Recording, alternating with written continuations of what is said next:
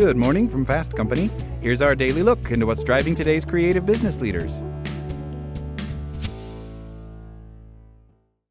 One of the most overlooked opportunities occurs at the very end of a job interview, when the interviewer, at times without a proper underlying plan or deliberate strategy, asks a deceivingly simple question. Do you have any questions for us? Many candidates treat this moment as a formality. Some, usually the unprepared ones, say, not really. Others improvise a question on the spot which rarely has a significant positive impact. Indeed, both approaches are somewhat risky and could result in decreasing candidates' ratings even after an overall good performance. Studies on interview dynamics suggest that most employers expect candidates to ask questions, and they interpret this behavior as a signal of preparation, motivation, and interest. When candidates decline to ask anything, interviewers often interpret it as a sign of disengagement or a lack of curiosity or preparation. At the same time, asking the wrong question, or too many of them, will likely backfire. The difference between leaving a strong impression and undermining one often comes down to a few subtle signals. With that, here are 5 basic rules to inform your interview question strategy. First rule: avoid questions that make the conversation about you. A bad type of question that candidates often ask at the end of the interview is typically self-centered, one that is focused on maximizing personal value at the expense of the organization or employer, and above all, signals a total lack of social skills. A more effective strategy is to instead ask questions that focus on the organization, the team, or the work itself. This signals interest in the role and demonstrates that you are thinking about the broader context. Second rule: demonstrate preparation.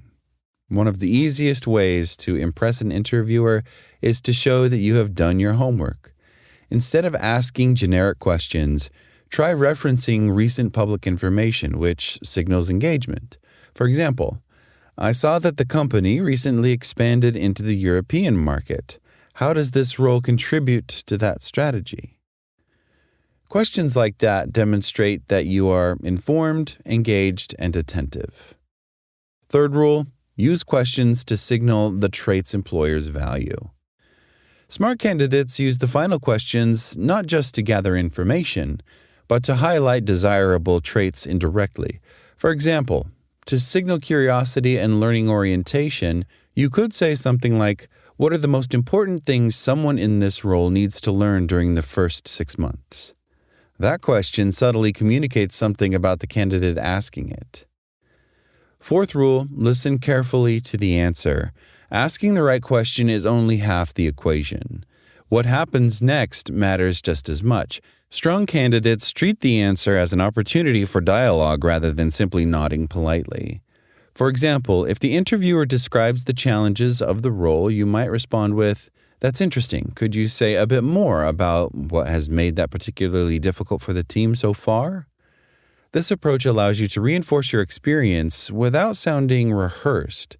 More importantly, it shows that you are paying attention and treating the occasion as an opportunity for smart dialogue and interaction, making the most of it.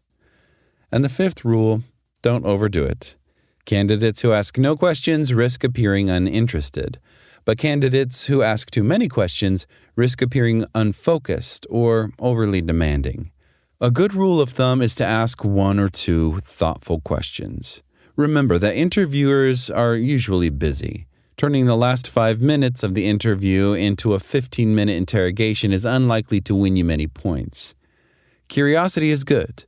Monopolizing the conversation is not, and could make you come across as a self-centered narcissist or someone with zero self-awareness if you fail to get the signals that it's time to shut up. Equally important is the tone.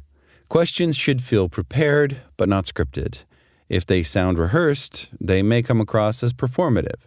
If they are entirely improvised, they may reveal a lack of preparation. The goal is to appear thoughtful, engaged, and authentic, which requires you to pay a great deal of attention to how interviewers evaluate you. That's all today from Fast Company. Talk to you tomorrow.